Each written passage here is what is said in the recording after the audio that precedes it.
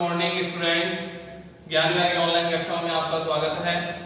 कल हम numerical value और यूनिट वैल्यू के बारे में डिस्कशन कर रहे थे। आज हम वहीं से आगे बढ़ते हैं। क्या पढ़ रहे थे हम?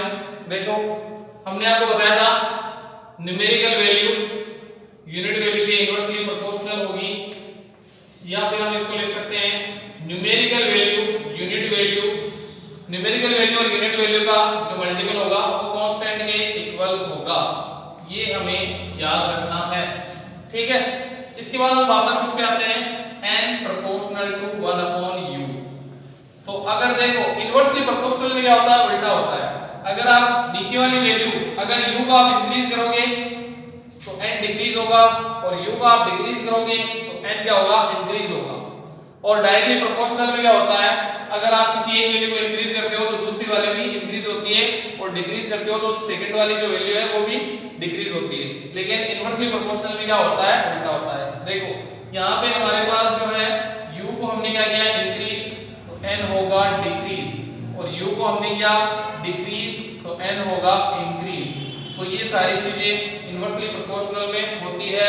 अब आप कहोगे आपने ये बता दिया, इसको थोड़ा सा प्रूफ करो, इसको थोड़ा समझाओ। तो देखो कैसे समझेंगे, देखिए जैसे हमारे पास यहाँ पर दे रखा है 5 kg,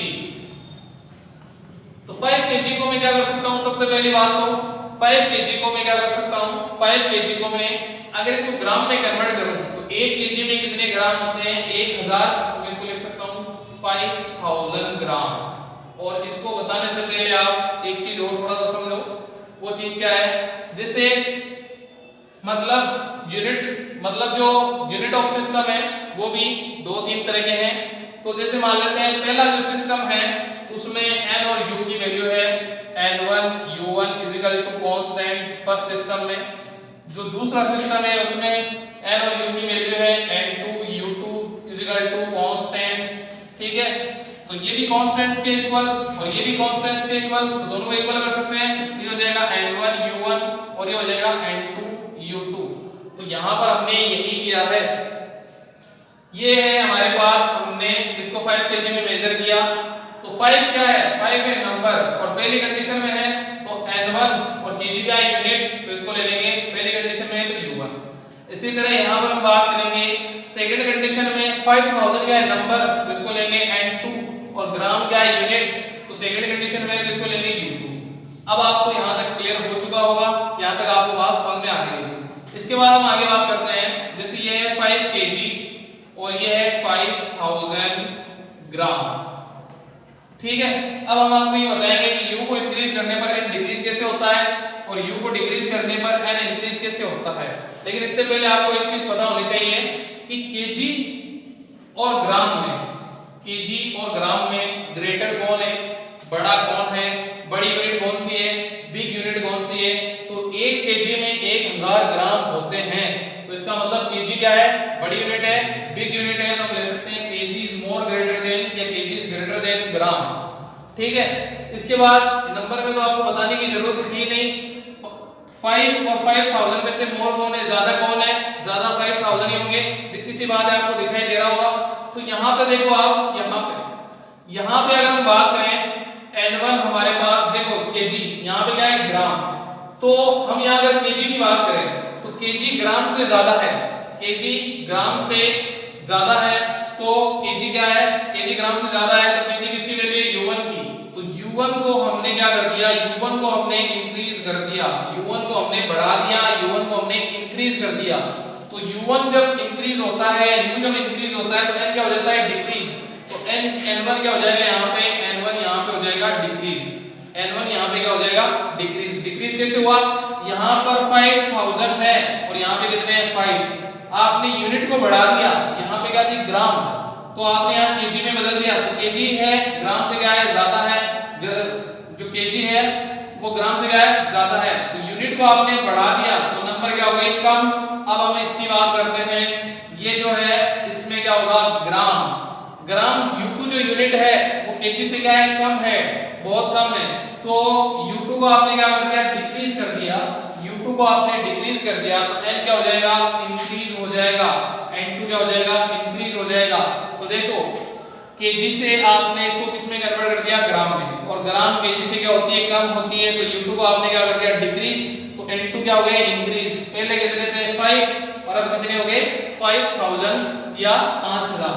ठीक है, तो अब आपको समझ में आ गया होगा कि आप अगर यूनिट बढ़ाते हो तो नंबर आपके क्या हो जाते हैं, कम, और अगर आप यूनिट इंक्रीज करते हो तो नंबर आपके हो जाते हैं डिक्रीज, और अगर आप यूनिट को डिक्रीज करते हो तो नंबर आपके हो जाते हैं increase.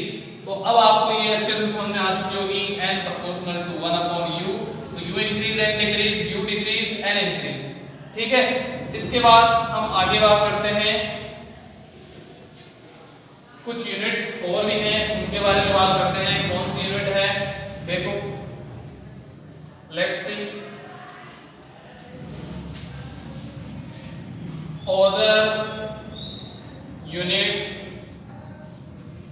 of distance, other unit of distance, कुछ और यूनिट है इसकी डिस्टेंस की। वैसे तो हमने मीटर के बारे में बताया, हम ज्यादातर मीटर की बात कर रहे हैं। डिस्टेंस की यूनिट क्या है, मीटर, किलोमीटर, ठीक है, मिलीमीटर, बहुत सारे यूनिट है। तो उन सारी यूनिट्स के बारे में हम क्या करेंगे, बात करेंगे। कौन सी यूनिट, इसमें फिजिक्स में जो हम न्यूमेरिकल करेंगे वहां पर अलग अलग यूनिट में वैल्यू दे रखी होगी, उसको हमें चेंज करना होगा, और हम चेंज किस तरह से करेंगे उसके बारे में हम आपको आगे बताएंगे। ठीक है, और ज्यादातर हमें मीटर में चेंज करना होता है, और मीटर में चेंज क्यों करेंगे इसके बारे में भी हम बाद में बात करेंगे। तो देखो सबसे पहले हम बात करते हैं, यहाँ पर 1 सेंटीमीटर में कितने मीटर होते हैं। 1 centimetre equal to how many metre, 1 centimetre equal to 10 की पावर माइनस 2 मीटर। तो ये 10 की पावर माइनस 2 कैसे आया, देखो यहाँ पर हमारे पास है 1 मीटर इक्वल टू हम 100 सेंटीमीटर ले सकते हैं, बिल्कुल ले सकते हैं। इसको मैं लिख सकता हूँ 1 मीटर इक्वल टू 10 की पावर 2 cm, मतलब 10 की पावर 2 मतलब 100 होगा सेंटीमीटर। अब मुझे 1 cm चाहिए, 1 सेंटीमीटर चाहिए, तो मैं क्या करूंगा 1 मीटर इक्वल टू यहाँ पे लूंगा 1 सेंटीमीटर, और ये 10 की पावर 2 क्या कर दूंगा, डिवाइड में दे दूंगा यहाँ पे, तो 10 की पावर 2। अब हमारे पास आगे value 1 cm is equal to 1/10 की पावर 2 मीटर। अब आप यहाँ से देखो, जैसे हमारे पास है 1/x, इसकी पावर कितनी है 1 + 1 है। ये क्या है कि अगर नीचे से मैं उसको ऊपर लेके जाऊं तो क्या होगा, पावर तो वही रहेगी लेकिन साइन चेंज हो जाएगा। ठीक है, x की पावर 1/x की पावर 1 है, तो ऊपर जाएगी क्या होगी x की पावर -1। वापस इसको मैं नीचे ले जाऊंगा तो 1/x 1, पावर वही, साइन चेंज, तो यहाँ माइनस था तो यहाँ पे क्या हो गया प्लस। तो इसी तरह इसकी बात करेंगे 1 cm इज इक्वल टू 10 की पावर -2 मीटर। ठीक है, तो यहाँ पे हम लिखेंगे 1 सेंटीमीटर इज इक्वल टू 10 की पावर -2 मीटर। इसी तरह हम बात करेंगे 1 मिलीमीटर इज इक्वल टू 10 की पावर -3 मीटर। कैसे आया, देखो 1 मीटर इक्वल टू होता है 1000 मिलीमीटर, तो 1 मीटर इज इक्वल टू 10 की पावर 3 मिलीमीटर, तो 1/10 की power 3 metre equal to 1 millimetre, तो 1 मिलीमीटर इज इक्वल टू होगा 10 की पावर -3 मिलीमीटर। 1 मीटर में 1 मीटर में 1000 मिलीमीटर होते हैं, जिनको 10 की पावर 3 ले सकते हैं। 1 मिलीमीटर निकालना है तो 1000 से डिवाइड करेंगे, ऊपर आएगा तो 10 की पावर -3, तो यहाँ पे हम लिखेंगे 1 मिलीमीटर इक्वल टू 10 की पावर -3 मीटर। तो इस तरह से आप निकाल सकते हो। अब आपको बाकी को सारे को क्या करना है, सभी को आपको याद रखना है। तो कैसे याद रखेंगे, 1 सेंटीमीटर इक्वल टू 10 की power -2 metre, 1 millimetre equal to 10 की पावर -3 मिलीमीटर। अब हम बात करेंगे 1 माइक्रोमीटर। देखो ये हमारे पास होता है u, अगर इसको हम थोड़ा सा ऐसे इसको कर सकते हैं, इसको कर दें तो इसको बोलते हैं म्यू बोलते हैं। और इसको अगर डिस्टेंस की यूनिट में या किसी यूनिट में इसको अगर यूज में लें तो इसको माइक्रो बोलते हैं। क्या बोलते हैं, माइक्रो। इसका पूरा जो नाम होगा म्यू m का जो पूरा नाम होगा वो होगा माइक्रो मीटर, इसका पूरा नाम ये होगा। तो यहाँ पर ये तो u है, इसको इस तरह से लिखते हैं, इसको बोलते हैं म्यू, और म्यू m हो तो इसको बोलते हैं माइक्रोमीटर। तो 1 माइक्रोमीटर में कितने मीटर होते हैं, वो है 10 की पावर -6 मीटर। 1 नैनोमीटर मीटर, यहाँ पे mm है, n का मतलब क्या है नैनो और m का मतलब क्या है मीटर, तो 1 नैनोमीटर होगा 10 की पावर माइनस 9 मीटर। इसके बाद हम बात करते हैं 1 एंगस्ट्रॉम।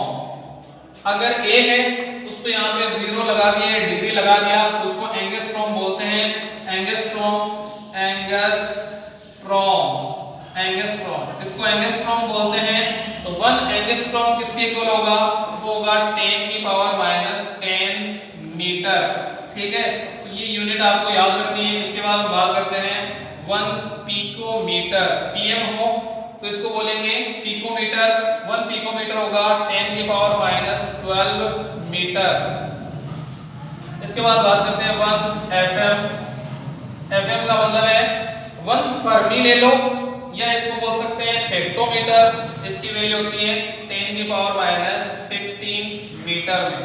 तो मीटर की जो डिस्टेंस है, सॉरी जो डिस्टेंस की जो यूनिट है, उसको हम इस तरह से, ये जो डिस्टेंस है इनको हमें क्या करना पड़ेगा, याद रखना पड़ेगा। 1 सेंटीमीटर 10 की पावर माइनस 2 सेंटीमीटर, 1 मिलीमीटर 10 की पावर माइनस 3 मीटर, 1 माइक्रोमीटर 10 की पावर माइनस 6 मीटर, 1 नैनोमीटर 10 की पावर माइनस 9 मीटर, 1 एंगस्ट्रॉम 10 की पावर माइनस 10 मीटर।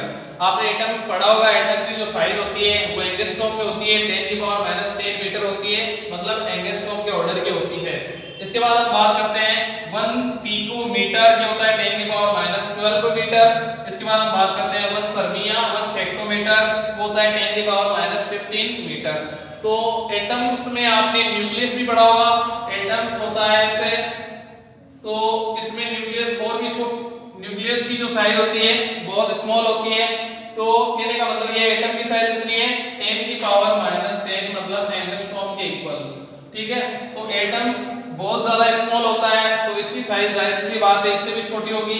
तो इसकी जो साइज होती है वो होती है 10 की पावर माइनस 14 या 10 की पावर माइनस 15। तो उसको हम न्यूक्लियस की जो साइज है वो फर्मी में लेते हैं, और एटम की साइज एंगस्ट्रॉम या 10 की पावर माइनस 10 मीटर में लेते हैं, और न्यूक्लियस की साइज 1 फर्मी या फेक्टोमीटर के ऑर्डर की होती है। तो जब हम इसका न्यूमेरिकल करेंगे तो कई बार क्वेश्चन आपको दे रखा होगा 2 एंगस्ट्रॉम या 2 माइक्रोमीटर या 2 नैनोमीटर, तो आपको इसको मीटर में कन्वर्ट करना होगा। तो हम कैसे करेंगे, जैसे यहाँ पे हमारे पास दे रखा है 2 माइक्रोमीटर, तो हम इसको मीटर में कन्वर्ट करेंगे, ये तो हो गया 2, और माइक्रोमीटर की जगह हम लिख सकते हैं 10 की पावर माइनस 6 मीटर।